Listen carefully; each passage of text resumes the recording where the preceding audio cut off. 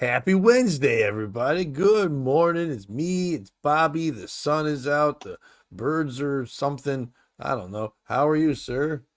Oh, living the dream, dude. How are you? The dream. What's the dream? That I killed myself. Mm.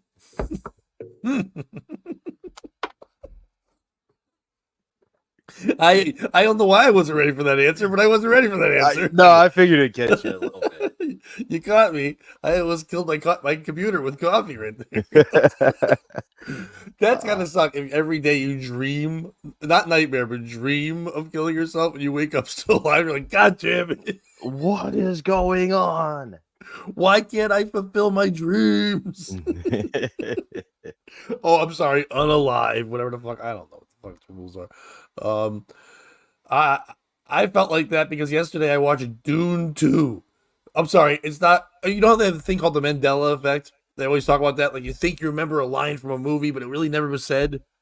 Well, I Yeah, think that like happened with Dune 2 because it's called Dune Part 2. But I swear to God, it's Dune 2. more dune, more sandy. So much sand. It stinks. It stinks so much. I don't know why. I started watching yesterday and I got about a half hour left where he tells me the biggest fight scene. I'm like, it's not going to be a good fight scene. I'll wait till the morning. So I got up this morning, made my coffee, looked up for my stories. I had a half hour left. I'm like, let's finish off Dune fucking 2. And I just watched that. And so I got out. I'm like, I need Bobby's upset energy. It's fucking Well, you found it. fucking Dune 2. Dune 2 stinks. Oh, dude, Kevin, you have no idea. It's all in it. But and here's the problem too. It's No, it's the they problem part hired two. yeah, they hired so many super attractive people, even the ones that are supposed to be ugly when they put the makeup on. Like the guy who played Elvis, Austin Butler, whatever, he's like the main bad guy who's supposed to look like some kind of like pygmy bald guy. And his sidekick or whatever, his brother he hates, who's also ugly and disgusting, is Dave Batista. It's like, okay. Like, how, like, what, like even the main big fat gross guy is like the father of the Scars guards. It's like I get it, you're dressing them up, but they have ugly people. I mean, yes. Good morning, Stormy. Yes, they did have what's Christopher Walken's in it. But now he's finally aged into that face where he looks like a guy who should be the emperor or something. You know what I mean? He has emperor face. He's old. So it looked pretty easy anyway. Yeah, I hate movies like that where everybody's too attractive or not attractive enough. Yeah, and it's like they felt like they needed more attractive because in the first one they had Jason Momoa, but then he died, so they had to like fill in that, and then they had the other guy who's attractive. I forget his name. But the main thing is they're dirt people, right? They're fucking people in the fucking dirt. They live in the fucking dirt. They find spice. I don't know any of the fucking shit means. But Zendaya is just walking around in the dirt, and she's fucking just a stunning woman. She just is. Like no matter what, so you try to dirty her up, and then like this the dumb Chalamet. And I like Chalamet, but having Timothy Chalamet and Austin Butler have a knife fight at the end was probably the gayest thing I've seen since gay porn. I It sounds pretty terrible. I didn't see It's the fucking first one, awful. so I yeah, couldn't I even tell can't you what it's really get about. into I it. don't know what the sides are. I don't. They're all talking in fake languages half the time, and they sometimes like, oh, I'm like, all right. I don't know if this is okay. And it's the Middle East, so nobody would be that attractive.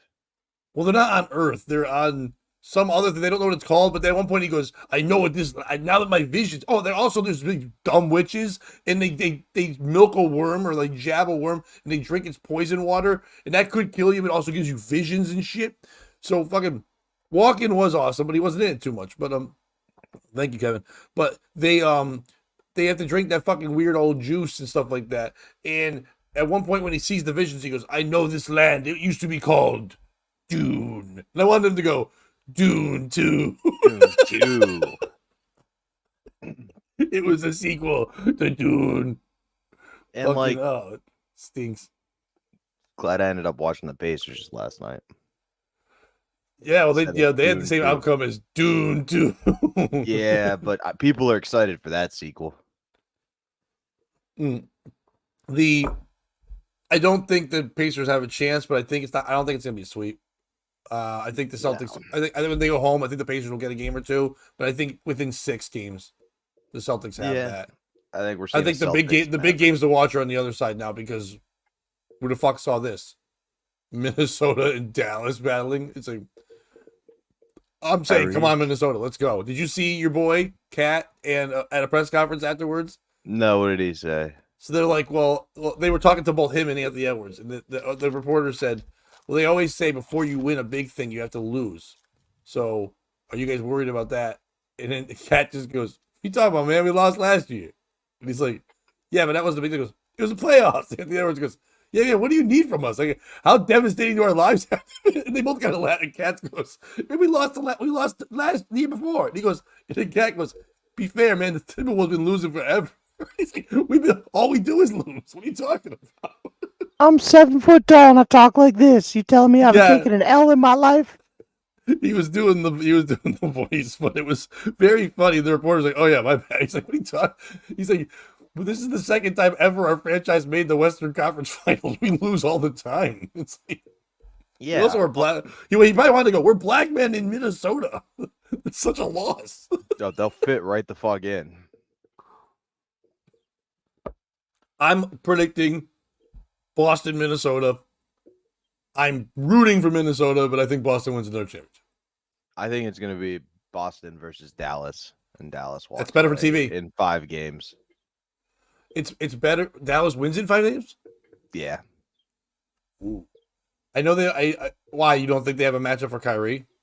I think Kyrie has become a man on a mission. He saw all those memes about no old stars being left in the NBA, and he went, "Wait a second, guys." Yeah. And I think he's been playing like a man with a point to prove, and I enjoy watching basketball like that. Same with Minnesota. Like whoever wins that series is who I'm rooting for. They've been playing incredible basketball.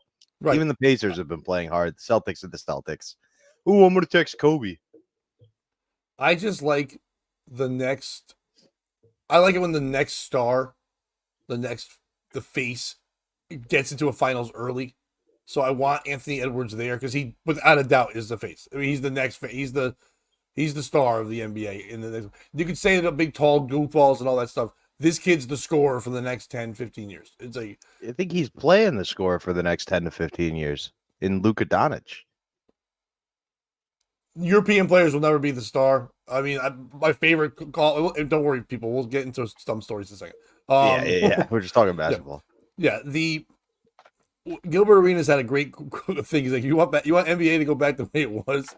They should throw out all the European players because they did this to appease the Euro players, not our style. We don't play our style anymore. We play their style. We took away defense. We changed all the other rules, like with this and that, whatever, spacing and all that kind of stuff, and we made it. So if you want us to go back to our play, it's that. But he's saying what we need is a player who can dominate even what the Euros are doing, but also our way. So people go, nope, we need our American guys again. We don't need 150 Euros coming in when they couldn't pan out when we played real defense. None of those guys panned out. When they changed the rules to Euro rules, that's when Luka worked. That's when, and I'm not shitting on them. They're talented, but they're not the athlete. It's hilarious to watch them lumbering and Kevin McHaleing around, which I love Kevin McHale, but don't get me wrong. But it's all that kind of style going against these kids who are great athletes, but they're not allowed to play the game they played their whole lives till they got to the NBA.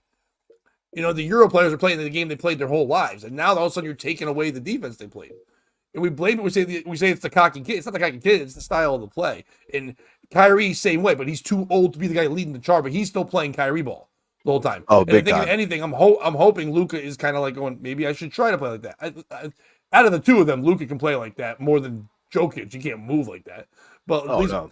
But there's no way in the world that Luka should be handling the ball on the way up the court. Like, just no world. You would just fucking full court press and you would just steal the ball from the lumbering white man forever. Like, that's what you would do. Yeah, I guess that makes sense too. Oh no. Breaking news from Kevin. Next season, they're swapping out human males for bears to meet the diversity and inclusion quota. The Grizzlies are going to be great. John Morant shoots a real bear. I'm going hunting. Oh god damn. But yeah, so I watched some of that game and then I watched Dune 2. Fucking Dune 2. Fuck you, Dune 2. Not even Dune 2, The Search for More Dirt or something. It's just Dune Part 2. It gets what the third one's gonna be. Dune Part 4. Like, where's 3? They look for 3 the whole time. That would be fucking amazing. A self-aware movie like that. Now, speaking of trilogies, today I have kind of a trilogy of stories. Ooh, okay. And if you don't mind me starting off today, I No. want to say that this all starts with something we talked about kind of before anybody. We're never breaking news, but Bobby, you were kind of breaking news on this one. The Butker, the kicker, with his commencement speech and all the talk that became of this, this has caused a lot of problems.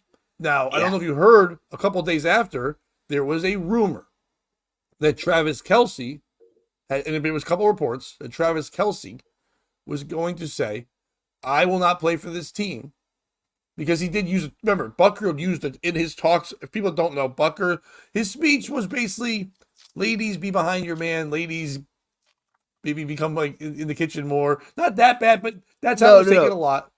Initially, it wasn't that inflammatory. It was just kind of like a lot of you are going to go on to be professionals. Some of you are going to find your calling in the kitchen and raising kids. Like it wasn't a negative sentiment. And then when people called him out, he's quadrupled down. And now he's like, go back to the kitchen and make me a fucking sandwich. Right. But also in that, he did do a quote by Taylor Swift, and I don't have the quote in front of me, but in the speech, and it's kind of like funny because all Taylor Swift fans are like, he's using a song that's about women's empowerment, saying against, whatever. Supposedly Travis Kelce came out and said, if he's here next year, I'm not here next year. I'll just retire. I got plenty of money. I'm not going to play. And people were like, oh my God, all the fans of Taylor Swift were like, finally, Taylor, led him the right way. Like a lot of men who were mad were like, Taylor Swift got to him, whatever. You found out it's from it's from a website called like Space Mania X or something like that, which is kind of a parody site, and they kind of play with an idea. Travis Kelce did not say any of that. But that leads into who else is saying things. So that was kind of story 1. Story 2 is, Bobby, are you familiar with a little band by the name of one Pearl of my Jam? stories? I sure am. Oh, you have it they too? Are okay. Outside in Kansas City, freezing. Eddie Vedder slams Harrison Butker as such a fucking pussy during Pearl Jam concert. Butker gave a controversial speech earlier this month in which the NFL kicker urged women graduates to choose motherhood over their careers. Now remember, when I'm reading this one is not from the New York Post. This is from the Huffington Post. So it's going to lean a little bit more towards all men are the worst things in the world, just so we remember. Eddie Vedder is sharing just what he thinks of NFL star Harrison Butker, not much. During a Pearl Jam show Saturday in Las Vegas, Vedder addressed Butker's controversial commencement speech at Benedictine College earlier this month after extending praise to Jessica Dobson and Patty King, members of the band Deep Sea Diver that was the concert's opening act. The singer Jessica, I should do it like, and the keyboard player Patty, they must not believe in diabolical lies. I'm not doing that. Singing. That women should take pride in taking a back seat to their man. There should be pride in homemaking, whether you're a man or a woman, he continued. It may be one of the hardest jobs, and you should definitely take pride in it. But you shouldn't follow a dream because you think you're going to benefit by giving up your dreams. Butker directly addressed the college's women's graduates in the speech and urged them to prioritize motherhood over their careers. The Kansas City Chiefs kicker then claimed President Joe Biden supports the murder of innocent babies and called his diversity, equity, and inclusion efforts a tyranny. The 28-year-old also advised men to be unapologetic in their masculinity and to fight their supposedly ongoing emasculation before going on to say that degenerate values are fueling dangerous gender ideologies. That's a lot for a kicker, by the way. When you're thinking, oh, the kicker's coming, you're like, he's probably gonna have weird kicking metaphors and like talk about like, you gotta really like aim for the uprights. He's like, hey, don't kill babies, ladies are dumb. Be a man. See ya. DEI is a problem. Here's a Butker. The athlete was criticized for his speech, and the NFL has since notably distanced itself from the political views he shared. Still, Butker has found support from like-minded people. Vedder told the crowd he couldn't understand the logic behind Butker's words and really went in on him. The irony was that his football player started telling men to don't forget to puff out your chest and be more masculine. Pearl Jam frontman said, don't lose your masculinity. The irony was that he was saying that he looked like such a fucking pussy. Eddie Vedder with the fucking beautiful wording. Which, by the way, in the title they wrote that, but they had to like put like the asterisk signs and all that, so you couldn't write fucking or pussy. But in the article, they just write fucking pussy. Like they just censored the top part. He then left fans with one simple ethos before kicking off Pearl Jam's set, saying, "There's nothing more masculine than a strong man supporting a strong woman. People equality do not fear equity." Then he probably sang daughter after that. Don't call me daughter. Yeah, I don't think he sang anything after that. Oh, he did. Don't get that part yet. Motherfucker. Don't get to that part yet. And he did. Oh, he definitely did sing something. No. I don't. I'm saying what he does, I wouldn't describe as singing. I was taking a shot at Eddie Vedder. I'm a Pearl Jam fan, so it's like, and I like their new album. I have no problem with it. I like their new album too. I stub my toe and I yell a bunch. Oh wait, that's every song he did. Sorry. He didn't stub his toe and yell. He just yeah, it's emotion. Oh, and the songs listen, all music is stubbing your toe and yelling. Music, as I've always said, singing is gay talking. That's all it is. And he's very good at it then. Sorry. My Butker pride came out a second there. Yes, all right. Vedder has espoused progressive political views throughout this decades-long career. The grunge pioneer is family-supported pro-choice. There's no whatever. Now, in this part we just said here, who was the piece of shit in the story? Is it Eddie Vedder for speaking on this at all? A lot of people don't like it when musicians, i.e. Bruce Springsteen, Eddie Vedder, people like that, come out, and Neil Young, come out and speak their minds. They should be, a lot of people feel, sing your songs. You're there to sing your songs. We're not there for your views. Bono, people like that. Some people are like, hey, we're there. We love the person. We want to hear their opinions. What they just write about is their lives and this, that, whatever. So is it Eddie Vedder for talking out? Is it the women that are in the opening band for like not coming up and going, well, Eddie, if we're so great, why aren't we in Pearl Jam? Yeah, I get it. You're like yelling out, oh, the opening act's got 2 ladies, but you didn't hire 2 ladies. You just saying all ladies are great. If you want to make people care about Pearl Jam more in this day and age, after 20-something years of being around, more than that, maybe, or 30 years, maybe you should have ladies in your band. We should have there's pearls in here, not get rid of some of the jam. Have us in it. We're pearls. Have us in it. Is it Harrison Butker for doing a speech at a college that no one even fucking knew about so well that Eddie Vedder, at a place that had way more people at it in Las Vegas at a Pearl Jam concert, hear about the speech, and now all it's going to do is get people to go listen to this guy's speech again. Harrison Butker knows how to fucking move numbers, ladies and gentlemen. More than anything. I can't wait till Fox News hires this guy. It's happening soon. I mean, he won't be kicking long. He will definitely be on there very soon with that guy who used to wrestle Tyrus, whatever. They're going to have a show together. Just real men on politics or something. It's going to be something dumb like that. Or is the HuffPost for making sure they kind of pushed in their lady agenda in the middle of this whole fucking thing anyway. But who's the piece of shit in this story right here? So far, there are 2. The first one would be the Huffington Post for writing the supposed attack on maleness or on masculinity, while writing an article attacking masculinity. Like, there's absolutely an attack on masculinity. The point Eddie Vedder made is literally the same fucking point Harrison Butker made on stage. He just said it like a liberal with like the liberal twist, and it's like Coke and Pepsi. It's the same cola, just one's got added sugar in it. You know what I mean? Like, Eddie Vedder's point was what Harrison Butker was trying to say. Like, do what you feel your calling is, and people will support you. Now, did it get twisted along the way? Sure, but also you're a rock star lecturing people about toxic masculinity. You killed rock. Like, you are the band people go to and go, this is who ruined the genre of rock and roll music. These guys aren't rock stars. They aren't really singers. They aren't really musicians. Like, who are you to talk? You're so good. You're playing in Kansas City.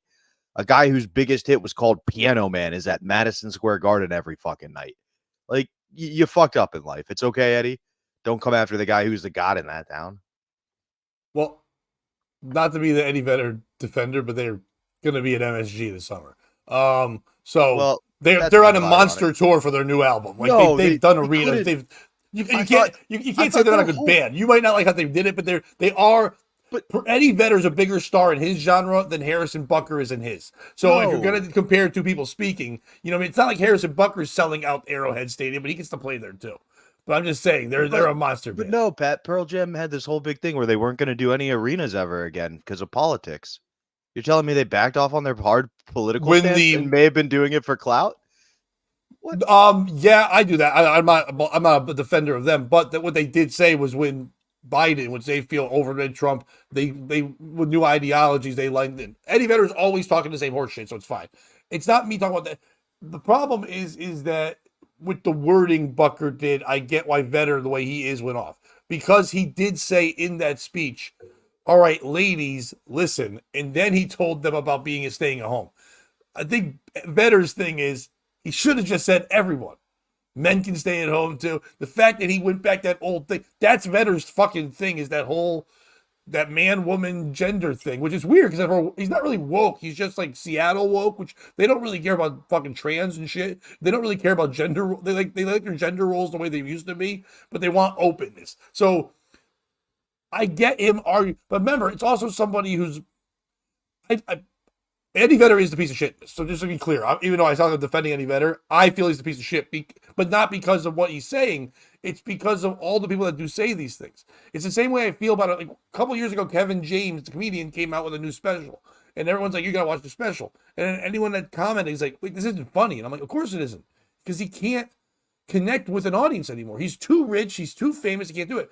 Eddie Vedder thinks just because he heard about a speech and then watched it from his point of view of being a rich man with no struggles, so powerful that he can fight the government. He could say out loud, "I'm not going to do arena." Imagine having Bobby, you or I going, "We're not going to do clubs because I don't feel like we should have comedy shows with ownership." We're just destroying ourselves. Eddie Vedder can say that, and he can go anywhere. They go, "You can just go to a field, and they'll go, 1 million people come to the field." So, yeah, you're going to speak out, but you're not the guy supposed to speak out.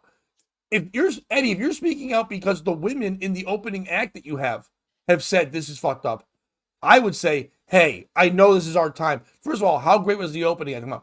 One of them wants to say something for a couple minutes. If you want to use your platform for that and then let her speak on something where she is trying to become something, then I get it. But for Vedder to do it, it's just like, are you saying it just to say it? Are you saying it to be relevant because you have a new album out and you want young, and you didn't go on Stranger Things like Metallica and put your song in there to get to the young people? You can either go on Stranger Things with your song or talk to the young ladies and get a trending video. But everyone's attaching themselves to Butker because they're talking about this and they can get their opinions out and look good. Oh yeah, absolutely. And like, I guess I was gonna try to get to this point, but the idea of being like, I have to be the man who defends the women is the same amount of toxic masculinity. Like, white knights are just as sexist as the guys who are being sexist. Oh, they're rapey as hell. yeah, that's my point. Like, also, hey, Eddie Vedder, you should understand somebody not understanding exactly what you're saying. If anybody in the world should realize that people sometimes might misunderstand the words coming out of your mouth, it would be Eddie Vedder. Speaking of men who shouldn't say stuff, what's Kish talking about? You don't have any munchkins, do you? I had these Oh, okay. Got another pack here. I'm always keeping the hostess donuts. Yeah, no, they were really good this morning. Oh, okay. I thought he meant you were like, maybe you had white powder and you were doing coke or something. No, that'd be awesome. I thought it was like a metaphor. Oh, my bad, Kish. You were really talking about that. Okay. But the other thing I'll say is sometimes when people go, hey, you know what announcement you and I could both make right now is we will not be doing any arenas while Joe Biden's president. Yeah, yep. You know what? Yeah, I'm not going to do any. You know what? I'm not going to do anything while Joe Biden's president. How about that? Yeah, exactly. But you know, I don't think that's what Eddie Vedder did. And truly, as far as like woke groups go, they've put their mouth where their money is more than most. So as much as I'm giving Eddie Vedder a hard time, I just think like this one felt fake. It felt like exactly what you said, manufactured to get views, not actually something he did the research or really cared about. It seemed convenient. He was in Kansas City, but yeah, he's a piece of shit. Kevin is quite on board with this. Yeah, we really hit home with Kevin this morning. Kevin and I are going to join a group later. Yeah. We're going to start a group based on a Broadway song.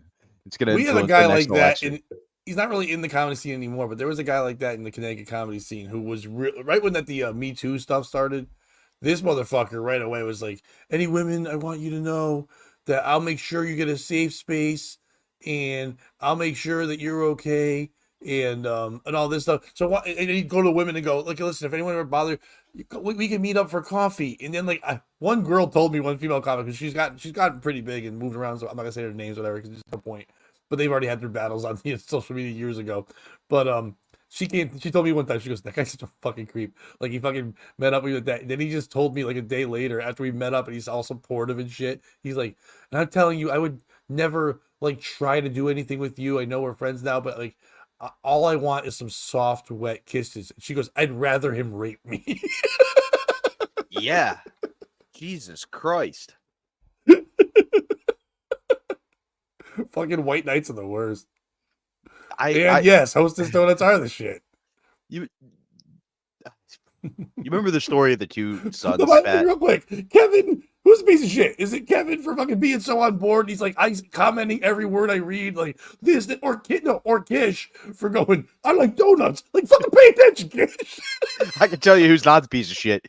Kish. Because I also like donuts, as I clearly have a backup. Too. But I like that Kevin's on board. He's all into this. And Kish just like, show more donuts. Less talking. That's the beauty of POS.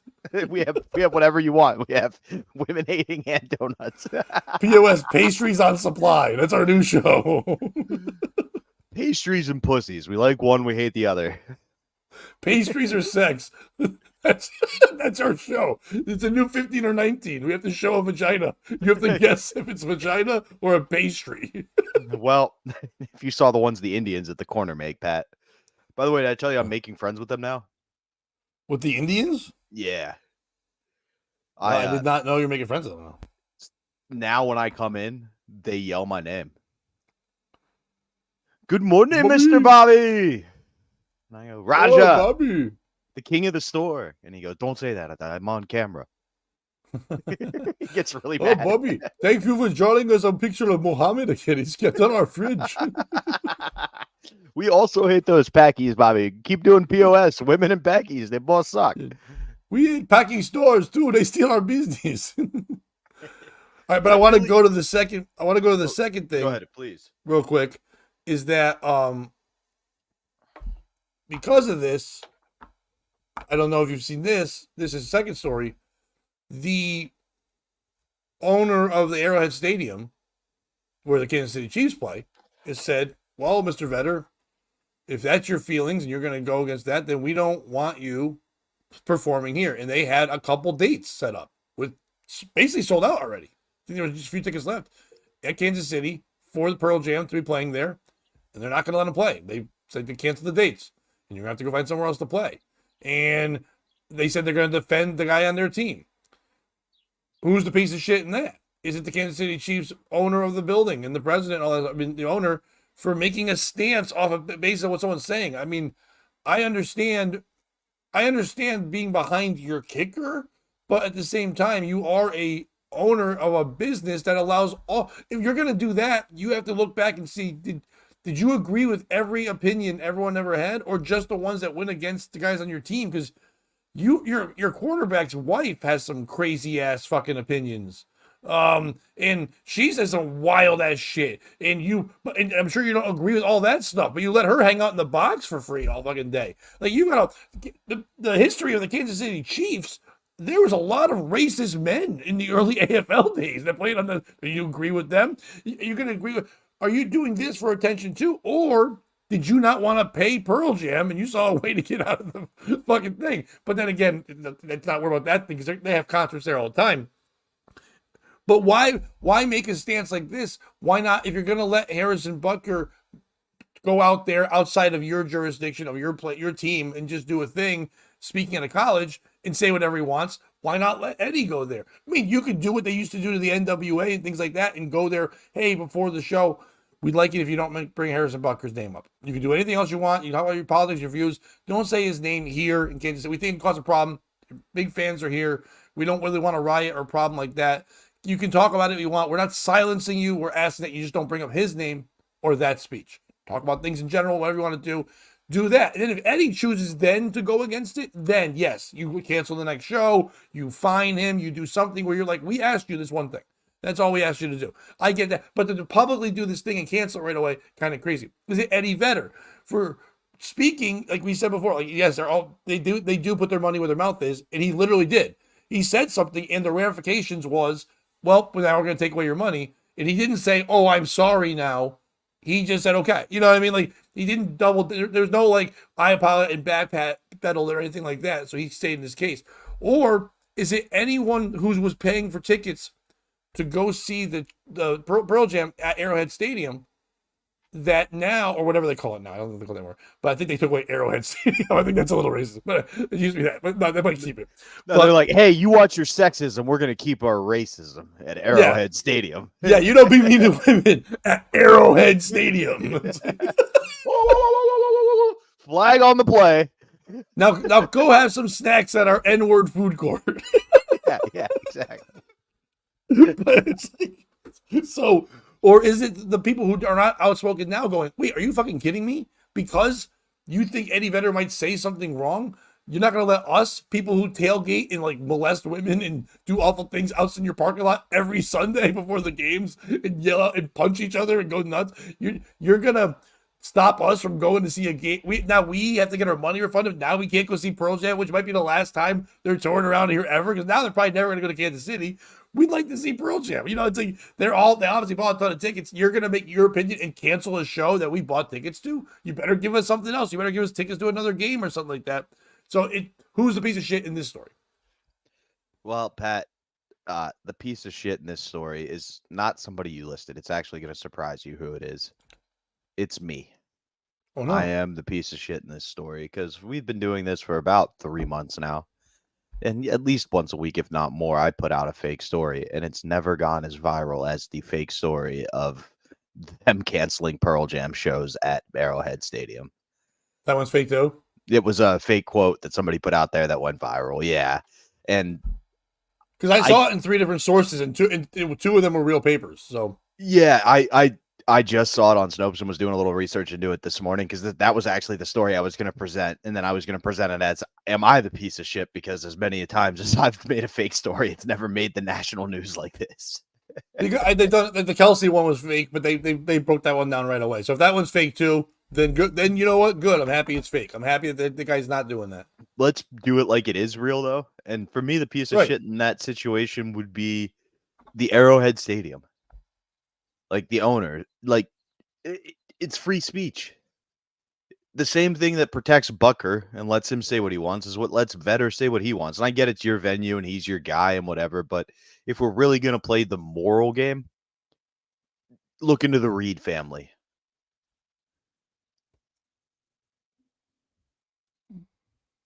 Yeah. Now I just found that thing there. So here we go. Yes, Eddie Vedder called Harrison Butker a pussy. And no, he didn't lose $14 million for saying it.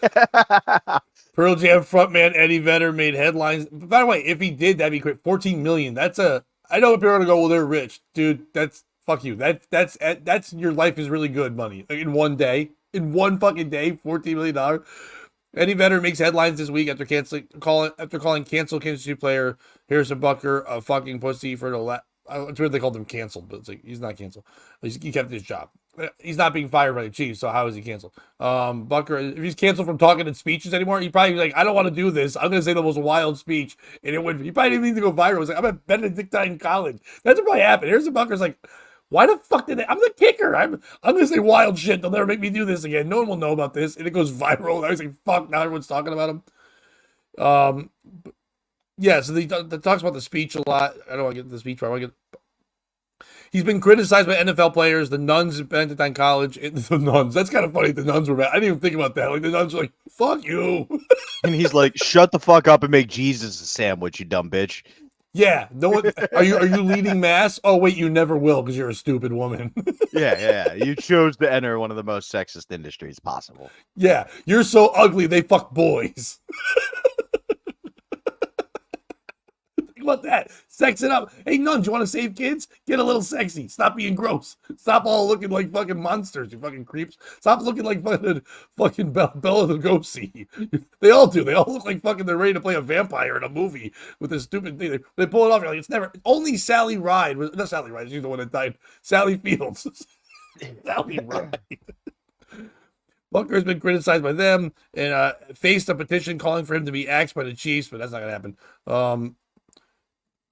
So they did his whole speech, but I just want to see the part where they said it's fake. The same speech we read.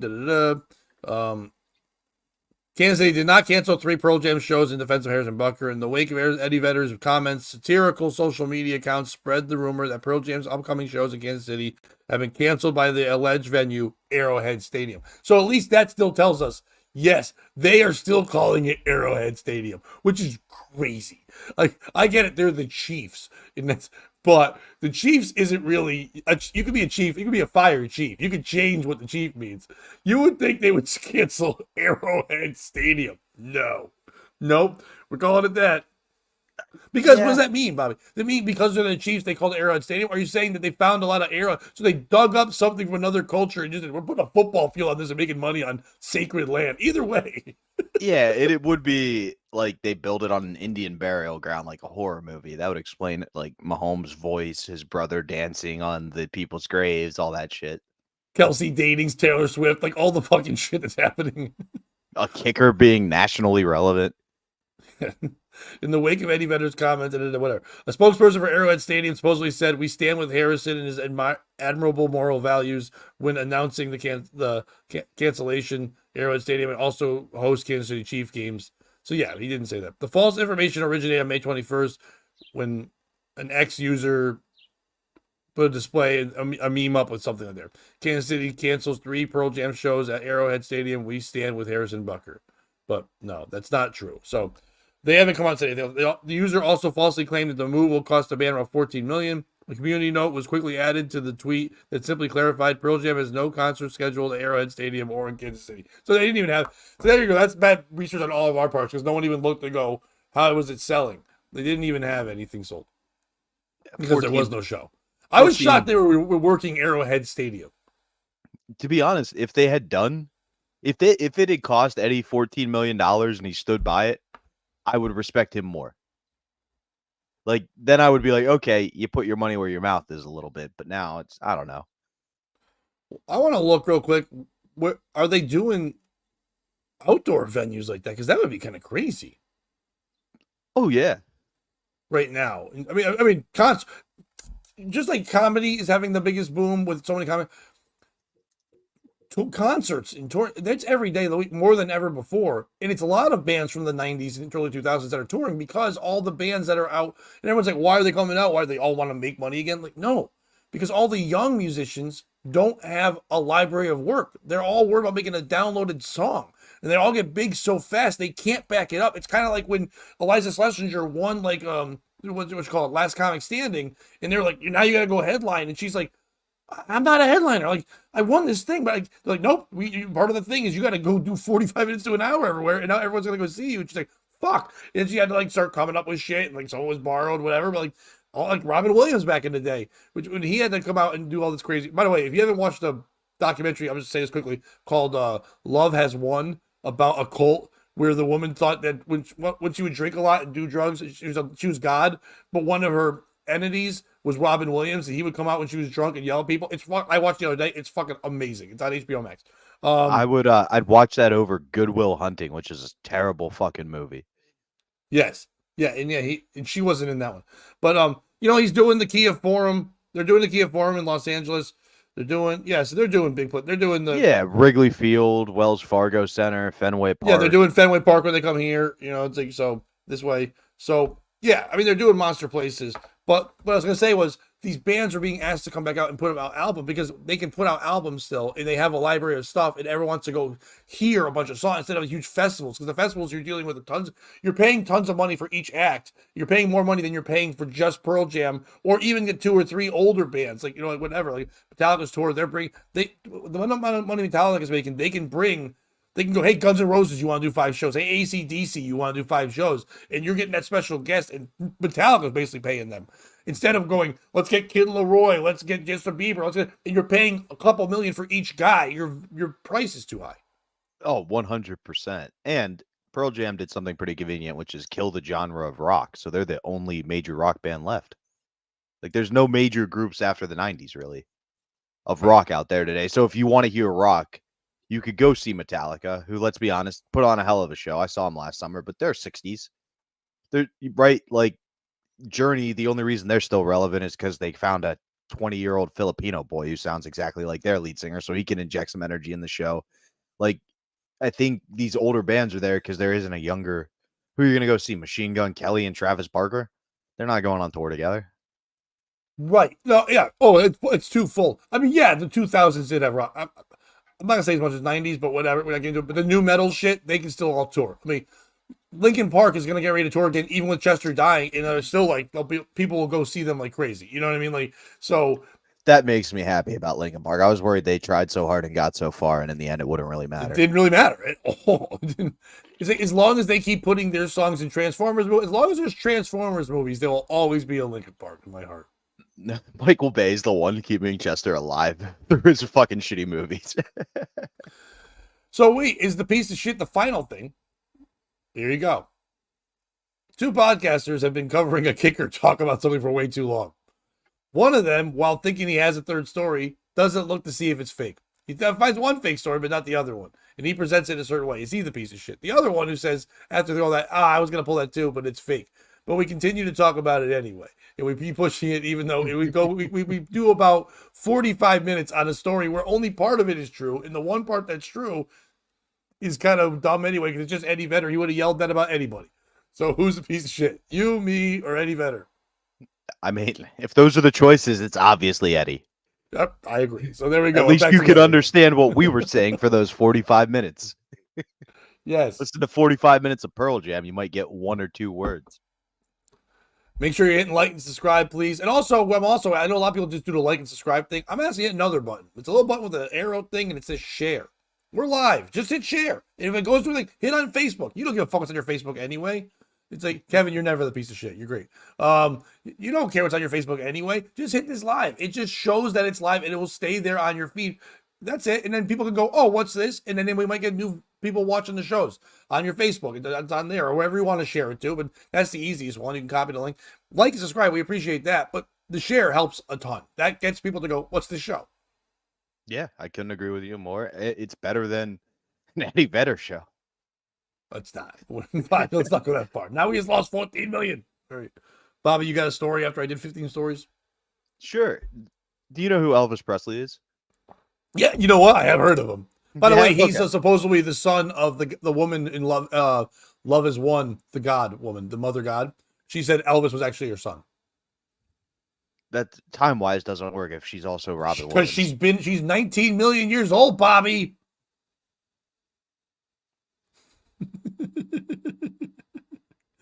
Dude, she used to be a McDonald's manager, and then she was God. Yeah, like my favorite. I think she should go back to the kitchen. I'm telling you, we should probably do fulfillment out of raising babies. We should probably do a watch. This is a fantastic documentary. We should do a watch sometime on Patreon. Maybe we do that on a Thursday, because there was that other one I sent you to watch as well that we should talk about too. Yes, that would be good. But so Elvis, who wasn't a kicker, but he has left the building. He did leave the building, and the building he left was Graceland, of course, right? That's where his home Other is than in Earth. Memphis. I mean, in theory, sure, but Graceland, and Graceland has been a financial sinkhole for years. Like Elvis bought it. There's a word my grandfather used to use when you would spend your money in a non-thrifty way. And that's what Graceland is the epitome of. It turns out Elvis didn't just steal dancing and rock music from black people. He also stole how to build a house, because it wasn't built to last. It was built to be the most. Don't say the word, but now he Jew down? Enrich? Oh, my mind wasn't going. Okay, that's not really a word. That's a phrase. I mean, not the way my grandpa used it.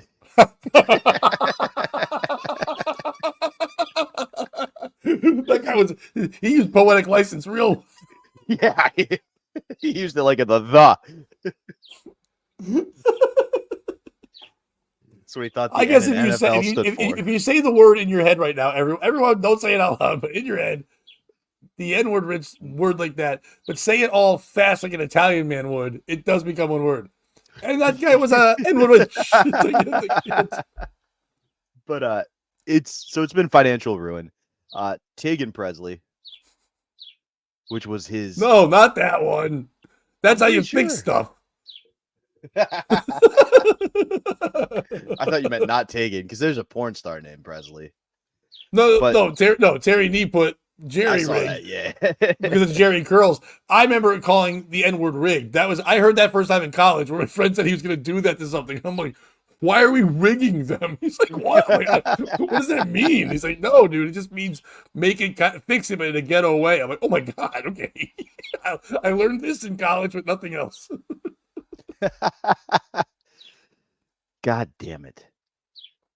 Too many ads. So basically, Elvis's wife, Elvis's daughter owned the mansion. Now it's in his granddaughter's name. And the Nosany Investments and Private Lending LLC, the creditor behind a loan Lisa Marie Presley took out, was saying that the house is theirs. The granddaughter's saying there's no evidence that you ever lent any money. There's no contract here. You can't just take my house, and is suing to stop it. And Lisa Marie's dead, but was so bad with money, either option's possible. So who's the piece of shit in this story, Pat?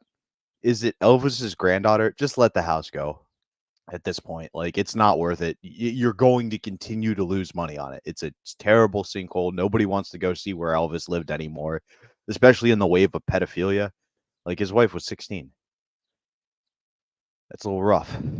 The wave of pedophilia sounds like one of those wars that I'm happy America wasn't involved in. It's like, I mean, yeah. I wish we weren't. But unfortunately, it turns out we're at the forefront. On the beaches of Normandy, the subset was the waves of pedophilia that came off the beaches. Yeah. But, like, it's just become. So who's the piece of shit? Or is it the company who was like, no, we lent your mom money, so we own the house now, but we also don't have any proof of that. Like, I just like that if a pirate was giving a speech, he'd be like, a couple things will get you at sea. It can be the scurvy, it can be the sharks, or the waves of pedophilia. When they wash up upon you, it feels so young and fresh, but it's wrong. It's wrong. Oh God. That would explain why all the Somalians are so happy. We call it a buoy because it's a boy. We booed it because it wouldn't fuck us. Buoy. No. Now get back into the waves of pedophilia. Or God. It's just the pedophile going, hello, children, hello. That's what I don't like that at all. Yeah, no. It's the waves of pedophilia. Oh, hello. See, it's Robin Williams again. Hello. I'm playing a therapist. Good morning, pedophilia. I'm playing a therapist yet again. In this movie, instead of just helping my patient and telling him, get a job at Stanford, you're good at fucking math, I worry about how he feels on the inside the whole time. Therapist is just 2 words. It's the rapist. Hello.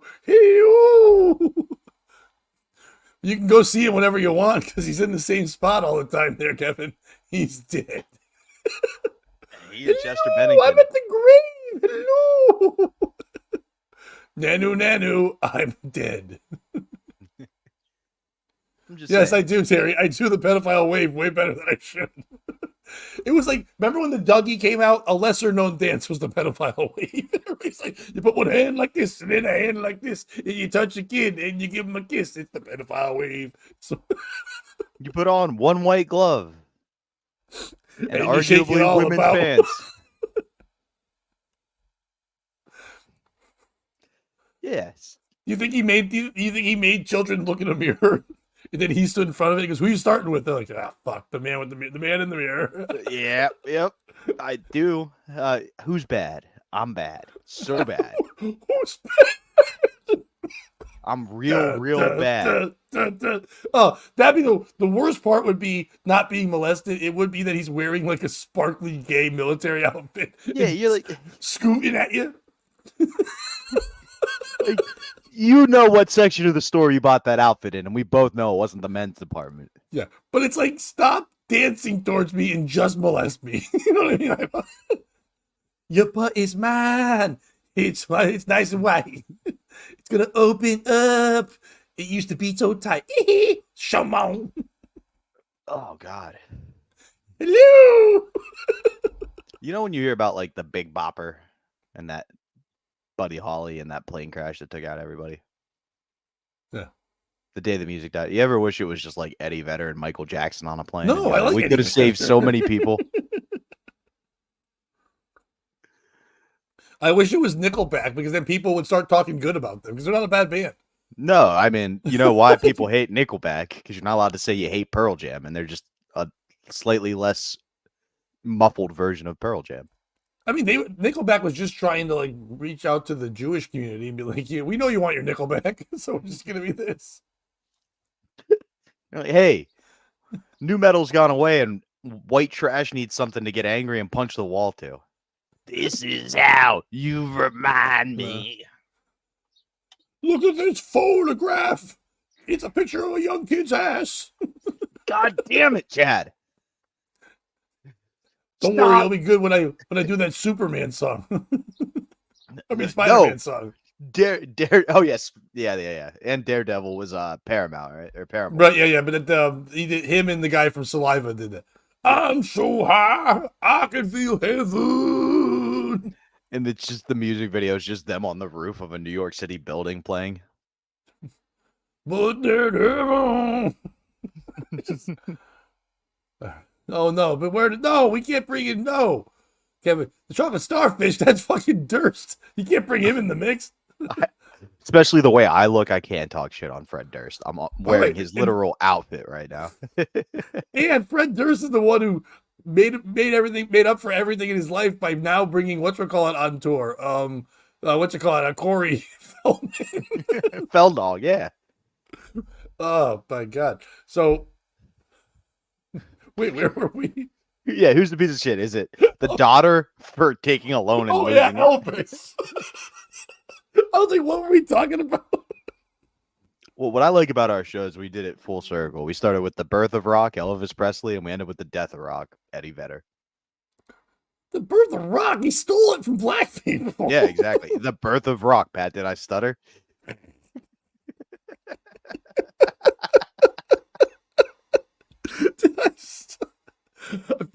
That's what white men do. We just take it.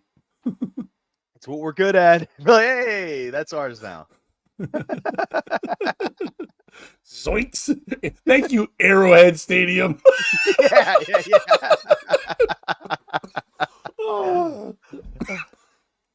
You know, I don't think we found a piece of shit in this story, but I think we found some humor along the way, which is the more important factor. Yes, the piece of shit is you and I, because we can't even listen. It's a story about a girl who's just trying to hang on to her grandfather's one thing. That's all she's trying to do. It's losing her money, whatever. You actually give her credit because she's not going to be making money or be rich. But it's her trying so hard to like hold on to something. Her grandfather's gotten a bad name. Her mother got a bad name with all the Michael Jackson shit and everything going on.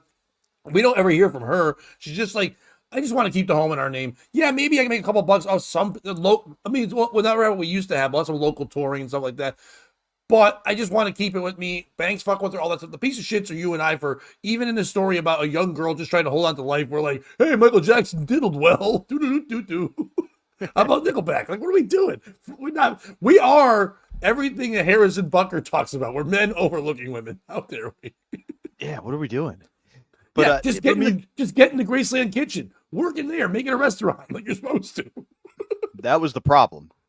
It was a tourist attraction, but the mom refused to move out of the house.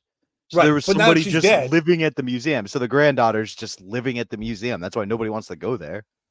Right, but now she could get it going. That she could move out. She could live there. That's the thing. She could just have one little section they don't let people in. It's huge.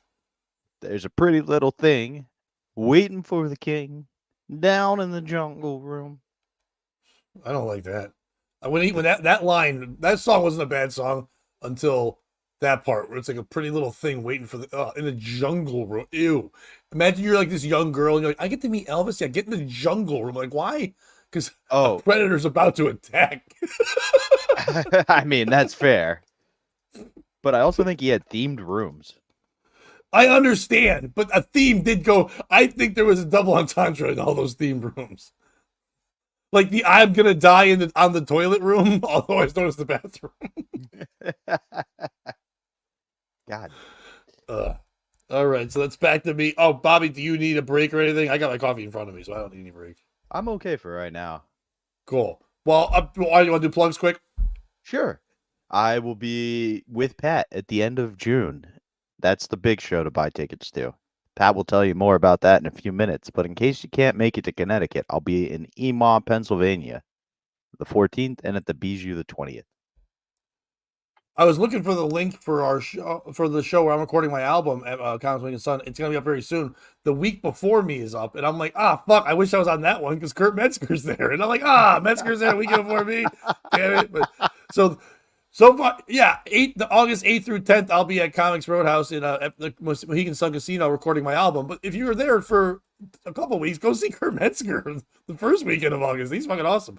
But I love Kurt. But yes, our show will be in Wethersfield, Connecticut. It's the former Brouhaha Comedy Club. They are now, the City Steam Brewery is now done.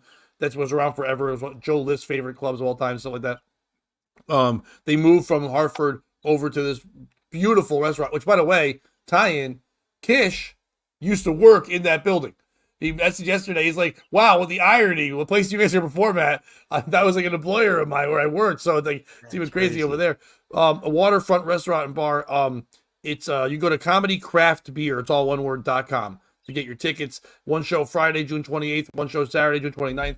Myself, I'll be headlining. Bobby's going to be open up for me, and a really funny young comic out of Connecticut named Mike Massaro is going to be on the show as well. So it'll be a lot of fun. Come check out those shows, grab some tickets, come see us. And it's close to the area. So if any of you guys that watch this come out, let us know you're coming out, and we'll get there a little early, and we'll chill and say hi and shit like that, or hang out afterwards. I can definitely have some fun, without a doubt, with there. And we'll probably even try to do some kind of podcasting or video thing around there to put on the Patreon while we're there for the weekend and all that stuff. Word on the street is if we sell out Saturday, they'll let us do a live pod after. That's not any word on any street. I know Ryan Brown, he doesn't give a fuck unless he's getting 98% of it, but it's like, nothing, which is nothing. But it's like, but yeah, sell it out regardless. That'd be fun. Come check that out. Turns out the streets lied, folks. If anyone here listening wants me and Bobby to come perform anywhere you are at, let us know of areas where you watch comedy shows. I have had a couple people hit me up lately out of nowhere saying, when are you coming to Long Island? If anyone's got, a one night at the place that we can do something in Long Island that I can go hit up, we'll definitely do that. That'd be cool. So let us know what's going on. I'd like to know places you guys want us to go, and we'll definitely come out and do the shows. East Coast right now, but fuck it. If there's somewhere we can go somewhere else and go out there and the money's decent enough, we'd love to come out and do the shows, and then maybe do a podcast out there as well. That'd be fun. So we'd like to find the piece of shit in your town. Is that our new fucking the piece of shit summer? Oh, speaking of that, real quick, I was in therapy yesterday, and we were doing every couple months you have to do like a check to see like if I'm where I want to be with the progress of therapy, what my goals are, and stuff like that. It's also like a wellness check. They have to ask, are you gonna kill yourself? That kind of shit, whatever. But at one point, she goes, what is your focus for the next 90 days? And I go, just having a hot boy summer. And she spit her drink. She's like, Jesus Christ. Hell yeah, dude. And she goes, just so you know, there's a part where I'm supposed to comment on that, but we don't have a flame emoji on this. I'm like, oh, nice. And I was telling her an issue I've been having, and then she goes, no, and she's a young white girl, probably in her mid-20s, where she just goes, oh, that sounds like a little thing called Mo Money, Mo Problems. I go, do not quote P. Diddy at a time like that. And she laughed again. She's like, my bad. I didn't even think of that. I'm like, God damn it. I don't have any videos. I never got invited to parties. I'm sad. That's crazy. I also met with my therapist yesterday. You don't go to one. Yeah, it's court mandated. And he was like, I know you want to teach math, but your girl is going to med school in California at Stanford. I don't see a solution to this problem, even remotely. And I was like, you don't think I should just get a job at Stanford, the best college in the fucking West Coast, and teach math there and see the girl? And he was like, no, let's worry about how you feel on the inside instead of actually solving any of these problems. It's more about me and my former college roommate than it is about you. Am I missing something in this joke? That's Good Will Hunting. The whole movie's like, I never saw it. What's Will gonna do? Oh, he's really good at math. He beats up a dude, so he has to get taught by. He's like a janitor, right? and he has to go to this math professor, and he has to see a therapist. Those are the two conditions of his release. He meets a Harvard student who's going to med school at Stanford, and he doesn't know what to do. And there's this whole thing where Robin Williams was like, he makes fun of Robin Williams' dead wife, and Robin's like, "Hey, don't you say that," and chokes him. And then he's like, "How'd you know she was the right girl?" And it was something about the game 7 where the guy Pudge hit a home run or something. He wasn't there because he was like, "I got to go see about a girl." And so instead of going to his big meeting to get hired by some company, he goes to, yeah, that's what I'm doing, Terry. I'm explaining the movie to Pat.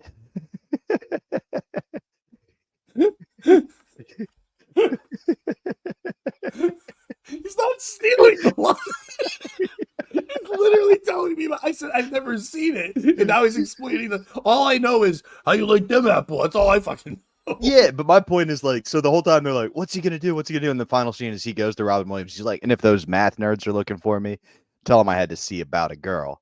And it's like the whole time he could have just gotten a job at Stanford. Like they're trying to find him a job at the NSA, the CIA all want him.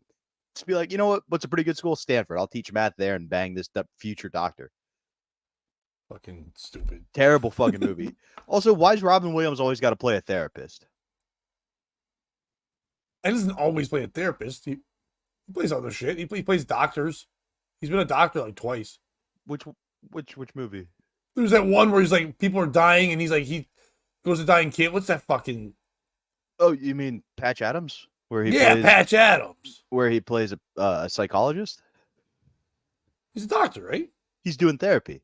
That's what, like, it's end of life. life. I thought he was. I never saw that either. I don't watch Robin Williams movies. They stink. No, they're great. They don't. They're so. He's dude. I'm sorry, but he's like super overrated. I as an actor maybe. Comic too. Oh, I mean, I didn't think anybody was like, oh, he's a crazy killer stand-up. I mean, I like the golf. There are people who put him on that because they can. Same people that put Steve Martin on there. Don't get me wrong. Tremendous entertainer, but stand-up comedian, no. No, yeah. Yes, they're doing stand-up comedy, and I'm not saying that you can't do anything outside the box. I like outside the box people, but they weren't. You wouldn't learn stand-up comedy. I know everyone's like, "Did you read the Steve Martin book?" I read that all the time. It's a young comic. Like, yeah, you're not gonna be any good from reading it. You're gonna learn about Steve Martin, but that's not. Are you gonna learn magic and shit? Because the other day I was on a show where a guy put a stool on his fucking head and his pants were down, and he came out, and then no one laughed for 5 fucking minutes. And then a week later, I'm on a show with the guy, and he says to me before the show, "Hey Pat, lately I've been doing this thing where I just show the audience hardcore porn. So what do you think?" I go, "Maybe you should close with that." I don't know if I would open it. It's hard to follow hardcore porn. And he goes, "Well, the thing I close on is I tell them to go in my car to get something, and then I just leave." I'm like, "You should open with that." I mean, I kind of like that. Yeah, just show up and leave. I see you, Kevin. Yes, Robin Williams did play a Scottish woman in the movie Mrs. Doubtfire. However, yeah. However, what was that? That was him doing an experimental form of therapy to help his kids understand the divorce. He was trying to get his kids back, and he was a terrible dad. He was breaking laws. No, it was called the Jenner system. It's where you pretend to be a woman to get your kids to love you again. She wasn't even a lady yet. Who? When that happened, they wouldn't have the name for that. She became a lady after Robin Williams died. She couldn't handle it. It's impressive how quickly you got what I was referencing there. Yeah. All right, I'm looking up all the Robin Williams movies, and we're gonna find out which one he's a detective in, or not detective, a fucking psychologist, therapist. I don't know the movie absolutely anything, but he definitely wasn't. I think he played a dog in that. A Merry Friggin' Christmas. I never saw A Merry Friggin' Christmas. He was in Night in the Museum. He didn't play in that. He played like Teddy Roosevelt or some shit. Yeah, but what is Teddy's role in the movie? No, stop it. He gives pivotal advice to Ben Stiller right before the turning point. He's playing a therapist. He was in the second greatest sequel ever, besides Dune 2, of Happy Feet 2, and he played a penguin.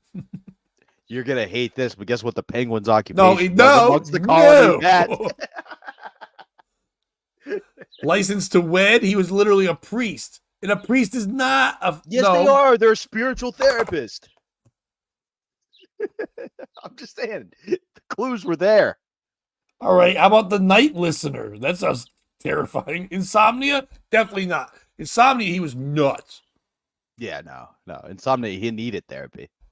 Yeah, yeah. Oh, fuck you. Don't turn around. How about Bicentennial Man? I mean, he's Flubber? bi. Flubber, he was a doctor. He was a scientist. I can't argue with you there. Jack Great movie. was like a retarded boy. Yeah, where he grew up too fast. I remember being a kid and that movie fucked me up when he was like 90 when they graduated. Yeah. Jumanji? Definitely not.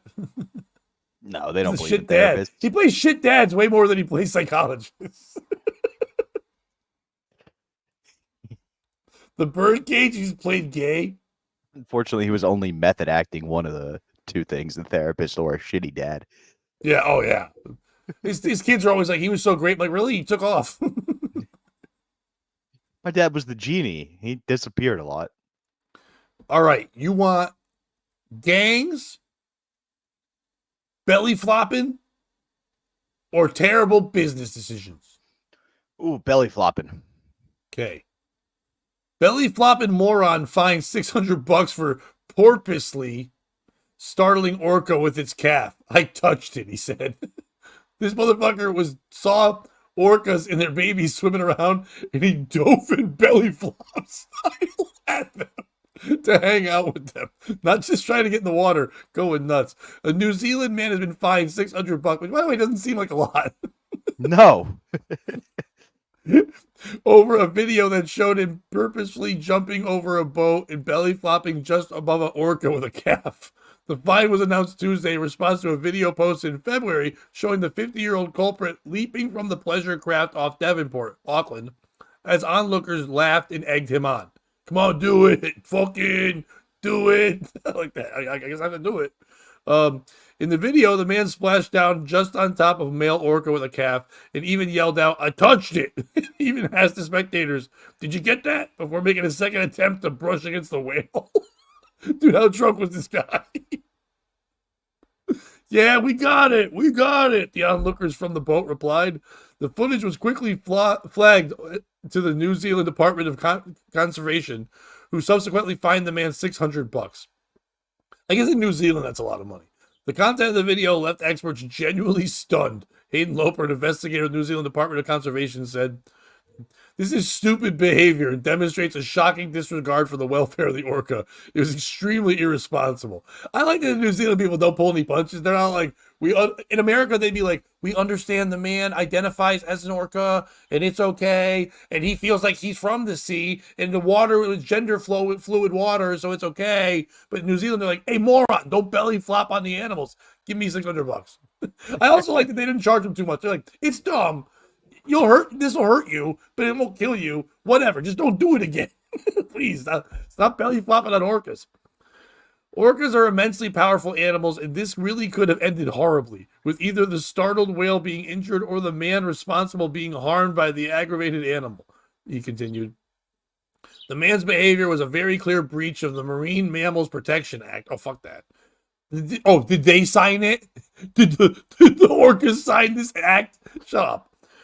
Orcas are classified as whales under conservation legislation. It is illegal to swim with whales or disturb or harass any marine mammal, he said. Who's the piece of shit in this story? Is it a guy Listen, peer pressure is tough. They're all like, do it. Bobby, you're a funny guy. When you do comedy, when you're growing up in life, you're probably known as a funny guy. I was known as a funny guy. And when you're younger in high school and stuff like that, people think of the funny guy as the guy they can make do shit. You know what I mean? So people would always say to me, come on, do it. And I'm like, I'm not going to do your dumb thing. I do my own dumb things. And I never really did that. But I know people that buckle under peer pressure, especially when you're drinking. And you're like, oh, I'm the life of the party. You're there. He's probably like, I'm a whale. They're whales. Ha, ha, ha. Everyone's like, oh, look, your mom's in the water, you fat fuck. He's like, oh, I should go swim with it. I'm going to belly flop in there. And then he does it. So is it him for buckling under peer pressure? Is it the people on the boat going, do it? Fuck you guys. Why are you getting together? I hope they help pay some of the money. I hope the people that yelled threw in $50 each and they did a GoFundMe or something because they owe some of that money too. They were just on board. Is it the whale? Kill this guy. More animals in the water need to kill people. Get the fuck out of the water. We're not supposed to be in the water. Stop searching space for new shit. There's more shit in the water. The water is scarier to me. Space, I don't even give a fuck about aliens. There's creatures down there. The water's nuts. It's mostly Earth. Don't fuck with things that come up top because they're hiding from the things that are down low and they can kill us. Get the fuck out of the water. Stop it. What are you, Kevin Costner? Fuck Waterworld and fuck you. Or is the baby cat? Fuck you. Bite his leg or something. Defend your mom. Be better. Who's a piece of shit? Or is it New Zealand? $600? Calm down. Yeah, it's New Zealand. Like, remember when Harambe got killed because they wouldn't let it deal That's with the kid? monkey? Yeah, the gorilla. R.I.P. Dicks out for Harambe. If you jump into a situation where something can kill you, the rule should be you just let nature take its course. In this instance, clearly the guy didn't disturb the orca that much because it didn't fucking kill him. You know what I mean? Now, was it a killer whale? No. But it was still a whale nonetheless. Like, we as humans don't need to add additional penalties if nature decided not to. You know what I mean? Like, Right. The orca didn't attack him. If the orca attacked, then I go, all right, yeah, he was disturbing the orca. But if he was, like, is there a more aggressive animal than something with its pup? No. Animals actually care about their kids, even though everyone says they don't. They care about them way more than people. Than humans, yeah, for sure. Like, you don't see an orca daycare. But the point being, yeah, no harm, no foul. The orca wasn't upset. Like, yeah, he filmed it, but no one's gonna see that and go, I should go belly flop on orcas. None of our listeners dude, I are think like, you're wrong right there. I think you're way wrong right there. If I'm a rich white kid and I got my friends have money in a summer to do before we go to college, and we see that it's only $600, let's all do it. Let's pitch money in together. Let's four of us. Let's bring $2,400 of fine money and let's go belly flop on some fucking whales, baby. There are fucking you're underestimating drunk white privilege. That's gonna be some shit to do. and where's Eddie Vedder? No. Kevin. That was good. God damn it. I got to keep that one because that's the title. It was all orchestrated. The other piece of shit would be Eddie Vedder, who's currently on tour in New Zealand and isn't going to talk about the guy belly flopping on the whales. He was going to, but they banned him from the ocean. Oh, wait, it's a fake story. He lost $14 million. Yeah, you know what? You're right, Terry. No one's talking about that. Why are they tailgating the boat? Fucking use the lanes properly. Learn how to drive, stupid whales. Pass on the left. Free Willy. Fuck you. Willie should go to jail forever. Yeah, how come when they free Willy, it's cool, but when I do it on the subway, it's a problem? Ladies and gentlemen, that's all we have. We're breaking out penis jokes. We're doing it all. Puns. We're doing it all. The piece of shit in this story is the people that were chanting. Mobs, crowds, you're terrible. Well, we want a guy to jump into the water. We want to save the Jews or whatever. All the things people are doing now with crowds. It's like, wow, shut up. Stop being a loud crowd. Do something about it. You want that guy to get in the water? You get in the fucking water. You want to save a Jew? Then throw a nickel out and make them feel better. Whatever you're doing, make them feel good. Take care of it. Stop being background Flavor Flavs and be a Chuck D, goddammit. Get out of the fucking crowd.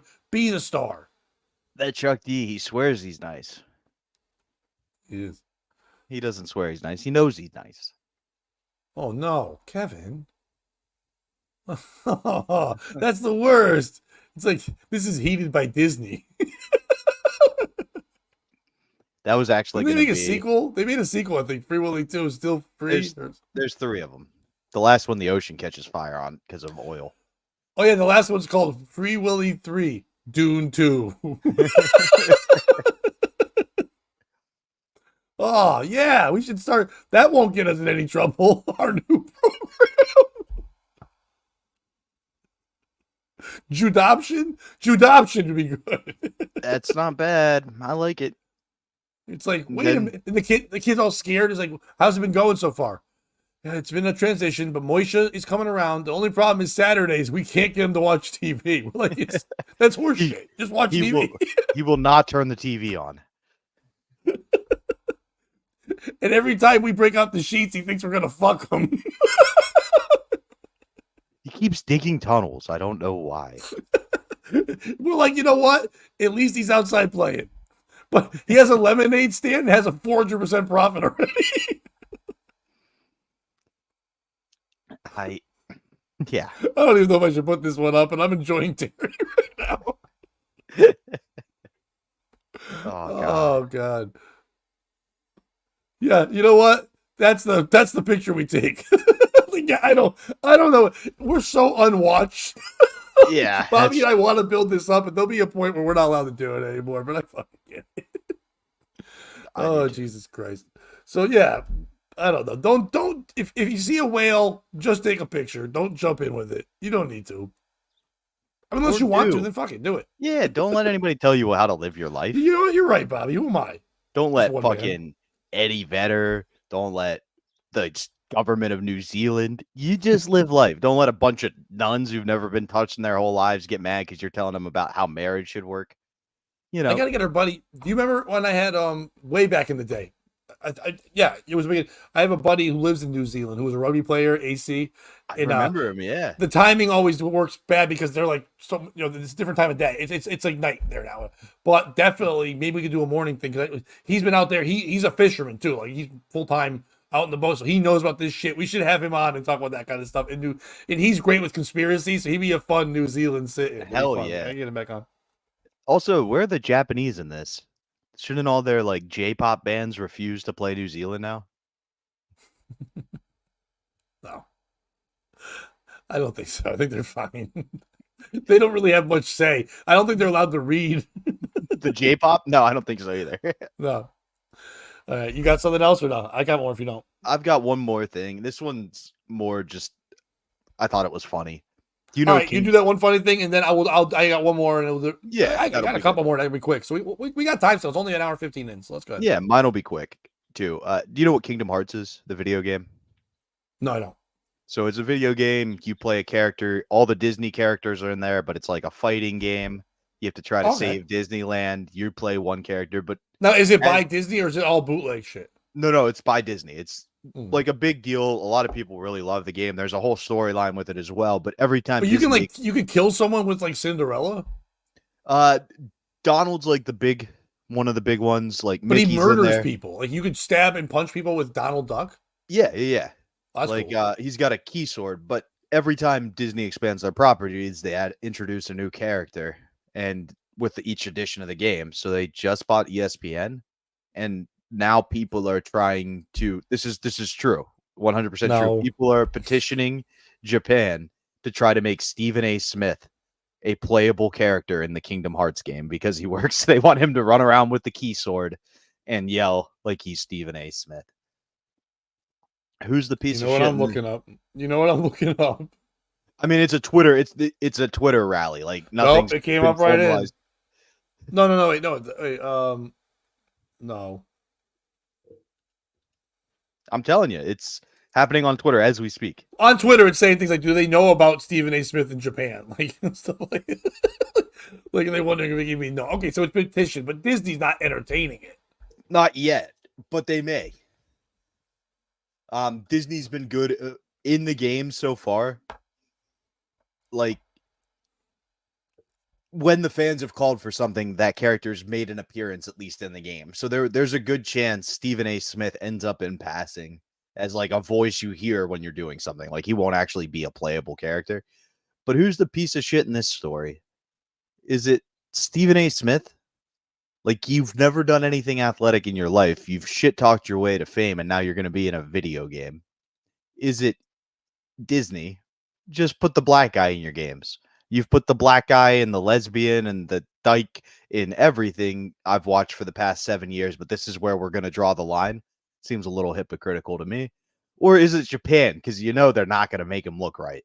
I don't know if you've seen the black characters coming out of Japan, but they don't have a lot to draw off of over there. We'll kick it to you first, Pat. Well, it's if this is true and they're considering a ESPN Sports Center type person, it's Disney for entertaining Stephen A. Smith.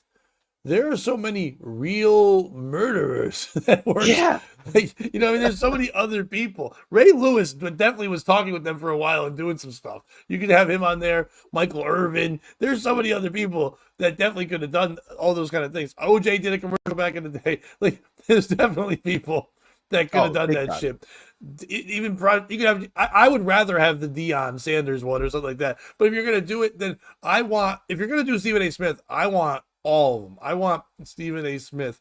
I want Chris Berman. Back, and then punching him in the fucking face. I want Keith Olbermann. You could have both. You could have Keith Olbermann ESPN and Keith Olbermann CNBC or MSNBC, and they could battle each other, the good and the bad Olbermanns. You could have so many more on there. So it's not even to me. It's not even about like putting a black person in. It's Disney for not embracing everything. Like you could do all the Disney movies that were sports related and doing there, like, it's like The Rookie and Angels in the Outfield, Tony Danza coming out summoning ghosts and spirits to fucking kill people and shit. It's a lot you could have there. So yeah, they should really lean in and do all that stuff. But they definitely should have, and I'm not joking, because he's been in several ESPN Sports Center commercials. The Ben Roethlisberger character should definitely be one you can unlock. And whenever you go into a bathroom in the thing, he just follows you in. You're like, you lose points. You die instantly.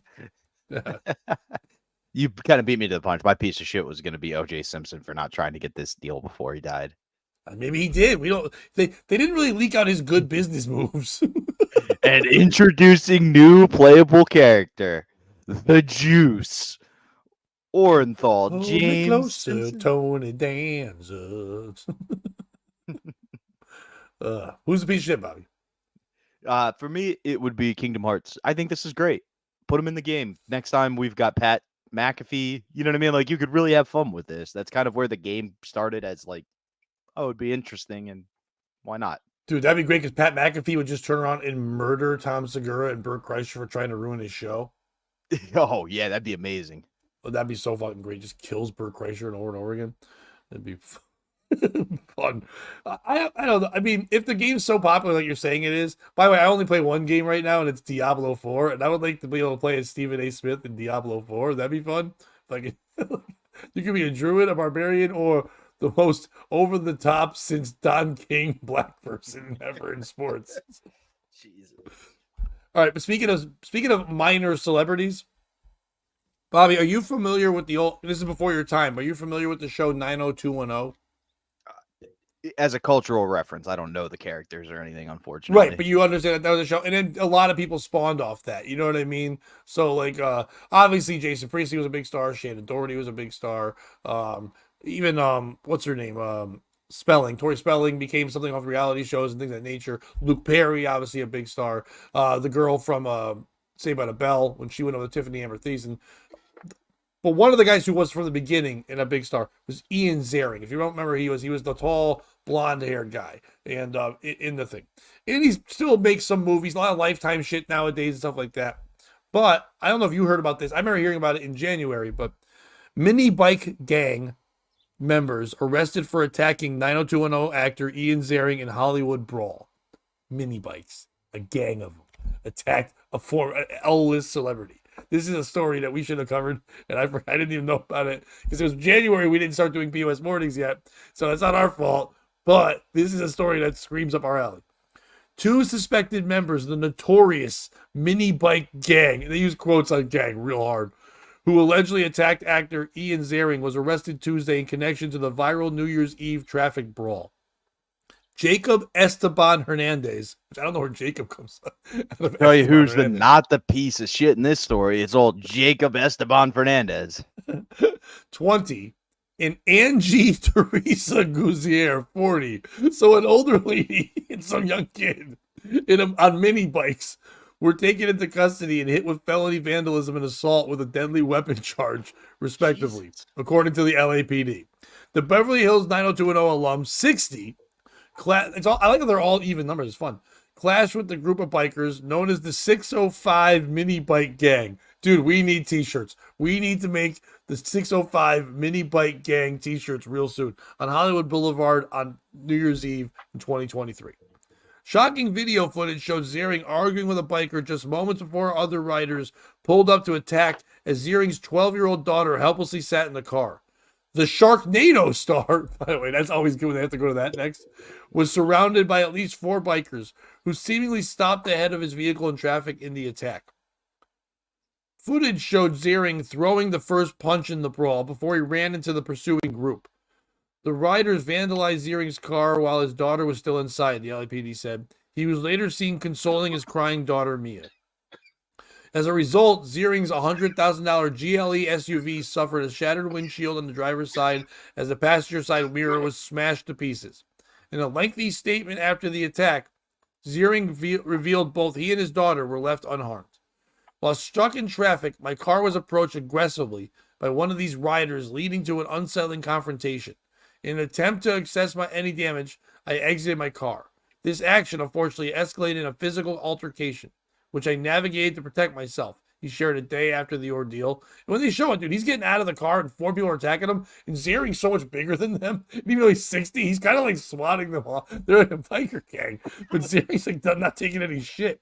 And like they were on his back while he was like walking around.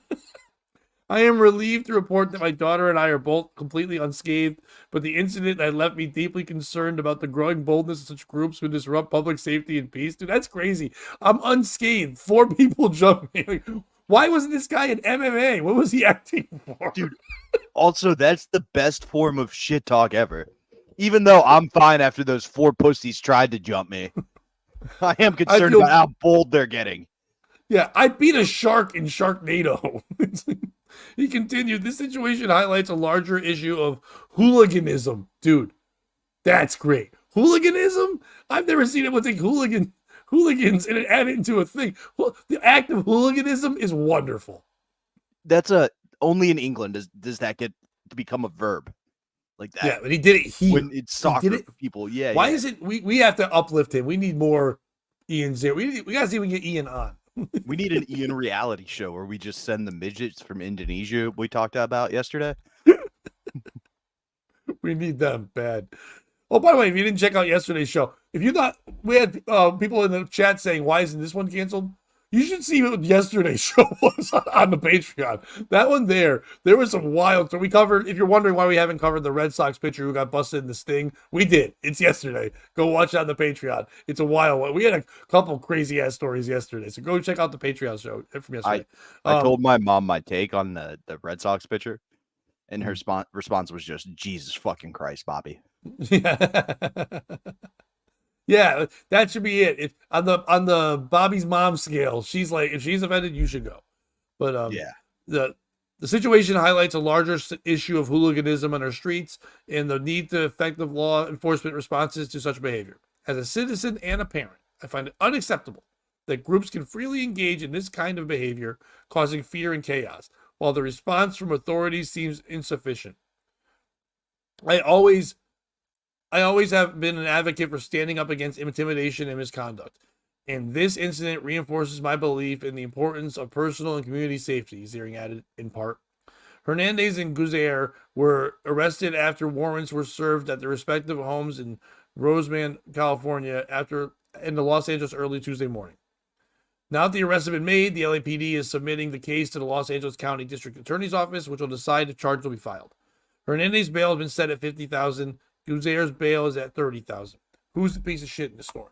Is it Ian Ziering for coming out and making a biker gang look like a bunch of wimps, just fucking beating them up, doing a long ass speech after and teaching people what to do? Is it him? Is it the biker gang? Holy shit! I get it. You're a mini bike gang. You're not that tough, but you can't beat up the 5th best guy at 90210. What the fuck? Like, holy, you can't go out. First of all, you went after the only guy over 5'4". Fucking Brian Alexander Green, whatever his name, Ryan Austin Green, that guy wasn't that big. He used to bang Megan Fox before Megan Fox was with Machine Gun Kelly, so he's a good guy. But Jason Priestley, you can't beat him up. Luke Perry's dead. Beat him up. How can you not beat up all these people? But fuck it. You go after Ian Ziering, you can't do that. Is it the daughter for crying? Learn from your dad. Get out there and beat up a biker gang. I know you're 12, but it sounds like you can fuck some shit up. Get out there and do it. Is it, this guy's from California, is it the city of San Francisco for not seeing this and going, that's the mayor we need? Let's get him in. Ian Ziering will clean up our streets. He'll go around to all those doors, slap the homeless around, hit up the dummies who are trying to break into shit and go, don't fuck with me. I say 9021 no to the shit you're doing right now. Who's the piece of shit in the story? Or is it me for that dumb saying?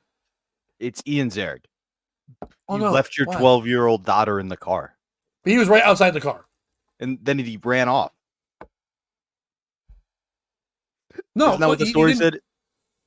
He ran No, to, they like, took off. They left after. He got the daughter, and then they walked out after. He got the daughter. He oh, didn't okay. leave the 'Cause daughter in the car. it said when he went to pursue deeper, like she was in the car while they were vandalizing it still. So I thought like what happened was he went to go fight one of the dudes, and the other three are there just terrorizing his 12-year-old. He got outside. He told her he locked the car and got outside the car and walked around it to make sure what else happened to it. Was they were trying to do shit. They were all sides because they're a little mini bike gang. First of all, mini bike gang is so dumb. Yeah. Also, don't get out of your car if you're fighting a group of people on a mini bike. What they said at the beginning was it was one guy who blocked them off, got out. He went to get out of the car, and then that's when others approached. So he thought it was a one-on-one. Ian Ziering came out to fight. He did throw the first fucking punch. The guy might have been like, what if it was this, though? What if in reality it was the guy, his mini bike went out of control? They're not a gang at all. They're like joking around. They had like fake t-shirts like we would make, like a mini bike gang, like being silly. They cut him out, and he almost hits somebody. And Ian gets out and goes, what the fuck, man? He's like, my bad, man. I didn't know. He goes, you don't know who the fuck I am? Ian Ziering. And then punches him in the fucking face. 902-1. Oh! Fucking hits him in the fucking face. Sharknado. Oh! And punch. Everything ends in O's with this guy. And he punches him in the face. And then he's like, you're going to jail. Don't fuck with me, white privilege, bitch. I mean, if anybody was going to pull it off, it would be somebody from 90210. I think that's the definition of white privilege, right? Yes. It was a bunch of hooliganism. For I guess another piece of shit could be Smith and Wesson. Like, talk about a perfect time to make a commercial. Yeah. Are you driving a mini bike and being assaulted by a former star from 90210, the fifth most popular guy from that franchise? Well, boy, do we have a product for you. It's called the 9mm semi-revolver. Well, what you do is you start off by going, you show a guy on his porch and a bunch of mosquitoes are coming near him and he's got a fly swatter and he's missing all of them. It's like, do you use a fly swatter to take care of pesky insects? Or do you use a zapper? And a zapper comes on, it's like, then they show the same thing. So why would you use the fly swatter in real life? And they show Ian Ziering driving his car and a bunch of little dorks on mini bikes running around. Then he just comes out and it's like, boop, boop, boop, boop, boop. It's like take care of pesky insects. Smith & Wesson. Ooh. You're welcome, Smith & Wesson. It's a great commercial, by the way. Yeah, we've give us $1,000. Give us $600 so we can send it to New Zealand so that guy doesn't have to pay the fine. That's all I want. I want to take care of that guy. We need that guy to come out and belly flop the mini gangs. Oh, there we go. Dude, team them up. Ian Ziering and Belly Flop Boy. That's a fucking. I'd watch that reality show. Nonstop. It's just Ian Ziering fighting anybody who gets mad that this guy's belly flopping on the whales. What, you don't like it? He's not allowed to belly flop whenever he wants to? Ian Ziering. Ian Ziering. I hope he fights like Jason Derulo sings, where he says his name all the time. He's like, today we're going to SeaWorld to cause a bit of a ruckus. You're about to see me kick some ass. Butker shows up. Butker shows up. He's like, SeaWorld? I thought that's what we were calling the Pearl Jam concerts. Shamu, more like Shamu, get out the way. And they start playing that song and he's like beating the shit out of people. This is ludicrous. No, this is ludicrous, and he's got my back. And he comes out, motherfucker, with the big fish from the the giant fist. That was a great video, giant fist. All right, I'm gonna need some Hulk hands and I'm gonna need some brown paint. I got the music video under control. By the way, there's nothing better in a rider. Bobby, if we ever get to the point where we're gonna get the tour around a little bit and ask for stuff, we each need a set of Hulk hands. Yeah. I just want to see if they're there. And then we just don't use we're just like we have nothing else. Whatever food you have is fine. Whatever drinks you have are fine. We need Hulk hands. Yeah, and I hope you know I'm going out on stage with those goddamn Hulk hands every night. And we're like, and they better actually work and make the sounds. They better be new. I don't want some use your kids' Hulk hands. I want to hear when you use the hands. I want it still in the box. Oh, you want you're gonna collect them all? You're gonna and then when your career doesn't work out, you can just sell a bunch of Hulk hands. You see exactly where I'm going with this. Okay, speaking of bad business decisions, and we'll end the show on this. So please hit like, subscribe, and like I said, hit share, please. Red Lobster blames top shareholder for all-you-can-eat shrimp fiasco in bankruptcy filing. Yeah. Yep, it's happening. By Lisa Fickenschner. Oh no, Revenge of the Shrimp. Yep. Red Lobster's top executive claimed there was something fishy about the involvement of its largest shareholder in the ill-fated all-you-can-eat shrimp promotion of the nation's largest seafood chain filed for bankruptcy. The Orlando, Florida-based chain filed for Chapter 11 protection late Sunday after unexpectedly shuttering nearly 100 locations last week. Red Lobster, which has 650 locations before the closures, was partly pushed to the brink by its $20 unlimited shrimp promotion last summer, which caused largest shareholder Thai Union to write off $530 million in the fourth quarter. CEO Jonathan Tibbis disclosed that the company is investigating Thai Union's role in the shrimp fiasco, alleging the Thailand-based seafood company, which owns a 49% stake of Red Lobster, exercised an outsized influence on the company's shrimp purchasing, according to the filing. Tibbs pinned blame on the previous CEO, Paul Kenny, who made the decision on May 2023 to implement the $20 unlimited shrimp promotion as a permanent menu item, despite significant pushback from other members on the company's management team. Red Lobster suffered major shrimp shortages after Thai Union and Kenny encouraged excessive merchandising of the promotion in the stores, often going days or weeks without a certain type of shrimp, the filing said. The company is investigating whether Kenny's decision-making process circumvented the company's normal supply chain and demand planning processes, according to the filing.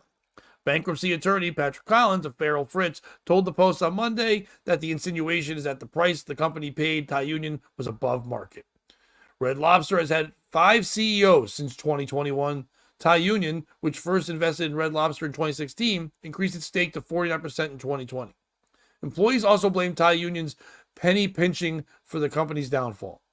Penny pinching is probably another term that your uncle used. Whatever. The company forced huge cost reductions, including many that were penny wise and pound foolish because they hurt sales, a former Red Lobster executive told CNN.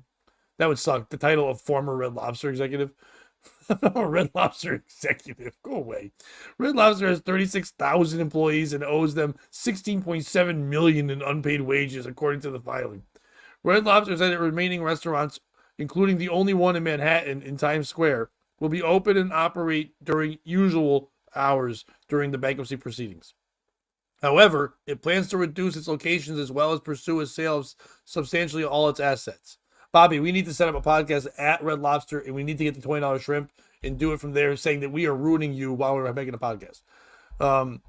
The bankruptcy will allow Red Lobster to stave off Going to be a lot of landlords. background noise at that podcast, Pat. Oh yeah, I want that. We want to talk to all the people. This will be like watching a movie that came out that has Tyler Perry in it. You know what I mean? It'll be a lot of talking. With landlords. Hold on, ads again. From landlords and other bills from vendors it hasn't paid in recent months. The company secured $100 million in financing commitments from its existing lenders, but has liabilities of more than $1 billion, the filing said. The restaurant chain also said it has entered in a stalking horse purchase agreement to sell its business to an entity formed and controlled by existing term lenders. It goes on that. Who is the piece of shit in the story? Is it the Thai Union for coming in and doing some shady shit and basically just trying to like take over the whole shrimp game and do that kind of stuff? Is it the guy who's like the other executive who was like, yo, I know the $20 shrimp all you can eat is fun. Let's keep it all the time. Other companies like that have tried that and it didn't work and they've got away from it. Like Olive Garden for a while used to have every day was the whole all you can eat pasta where you can mix it up, all that shit. They stopped that now because they realized people are going in every day and spending no money and just going there every single day. And they were putting out way more pasta they need to per person and losing money. They're like, all right, we'll do it special once in a while. The breadsticks and the salad, they've kind of combined into a thing. They've learned from their other mistakes of sales, turned it into other things where you're still getting your bang for your buck, but no big deal. All you can eat places do have limits and stuff like that. They might say all you can eat, but then there's always an asterisk, like, so many pounds or whatever, it isn't that, so many servings or that nature. It makes sense. You don't let them take food out, things of that nature. But having a Red Lobster sale where it's like $20 all you can eat shrimp, and I'm not trying to be rude, but knowing your audience, they are going to take stuff home. They are going to ask for like 8 more plates. It's going to be in purses and in their pants and stuff. They're going to walk out, and you're never going to make any money doing that. They're not serving orca. How dare you? But It's crazy that they would think that's the case. Is that the case? Or is it the people that are going, they're going, holy shit, $20 for all I can eat shrimp? It's not good shrimp. Stop eating at Red Lobster. That's horse. That's the McDonald's of fucking seafood. You can spend $20 and get some decent shrimp. You're all you can eat because it's breading slithering down to your dumb belly. And you're just shitting it out while you're literally eating. That's why you can't fill up, dummies. Who's a piece of shit? I mean, I think it's the Thai Union guy. Look, shrimping ain't easy. Shrimp game ain't easy. It's hard out here for a shrimp. You got to make the money to pay the rent. You know what I mean? No, it's Red Lobster in general is the piece of shit. For starters, you're going to make ourselves Red Lobster. We get it. Lobsters are red. What are we doing? yeah, as opposed to Blue Lobster, undercooked, gonna kill you. No, it's that sounds like a sex move. I gave her the old Blue Lobster. Oh shit. But yeah, like I pinched her tits until they turned blue. The Blue Lobster. I don't like that. I don't like that at all. No, no one likes it. No, she does. But yeah, like you can't forget what my point was gonna be now. Shit. Oh, sorry. No, it's all good. I was focused mainly on the shrimp and ain't easy. You nailed it. Yeah, no, that was what but it's Red Lobster. Like you gotta adapt, you gotta overcome. You can't just keep giving out free shrimp and think it's gonna last forever. You can't have Thai come in and raise the prices on you. You know how Olive Garden runs their scheme? They go very slow to fill you up. Shrimp don't fill you up. That's the problem. Well, here in the chat, someone said that actually Olive Garden is also owned by Red Lobster. It's the same people. But different audience. Yeah. That makes sense. Right. Yeah. So like I think that's a big part of it. But like you also make cheddar biscuits, right? They make gluten-free that they sell in the boxes, but they don't sell in the stores. So if you were going to go to Red Lobster for, say, your birthday or something with somebody who couldn't eat gluten, you thought that would be a fun solution. You were wrong because they're fucking liars. So for me, fuck you, Red Lobster. I hope you burn in hell. By the way, you see Terry saying they also own Eddie Vedder's restaurants. So we've come full circle in these stories. Fuck yes. I was about to say they would see Eddie Vedder in hell. So good for, yep. Spot on. Fuck Eddie Vedder. Fuck Red Lobster. It makes sense that anybody who enjoys Eddie Vedder would eat at a place called Red Lobster because they're that dumb. I don't think people that buy $20 all you can eat shrimp for pieces of shit. I love a buffet. I love a good deal. I like going places, but I would only do it like one time and then go, "This is garbage. It's not worth it." But it'd be fun to same way as you and I going to like Belly Splash Orcas. Like you would do it one time, you don't go do it all the time. You know what I mean? The fact that it backfired so badly because people, that's the thing that's weird. They're saying it's all this that problem. It's this guy's fault for doing it. This person's for not having enough shrimp. Not having something is a good thing. When I sell out tickets to a show and people are like, do you want to expand it? You want to try to get another show out of it? You want to get more seats? And I'm like, no. I want people to think my shows are sold out because they are, and they have to buy tickets to the next one. So I would put it out. I would do we do it every day upon demand. So if you want to get this fucking shrimp, bitch, you better get here early. Don't be waiting till 7 o'clock to get your shrimp on. You better come for lunch. You better come here. We're serving it all fucking day now. So if you want it, get here. Make your plans, do whatever. Eat that shrimp till that shrimp is gone. You know? Yeah. Old little nooks. Yeah, old little nooks. Like the little cool breakfast places would be like, hey, we've got a special corned beef, omelet or something like that.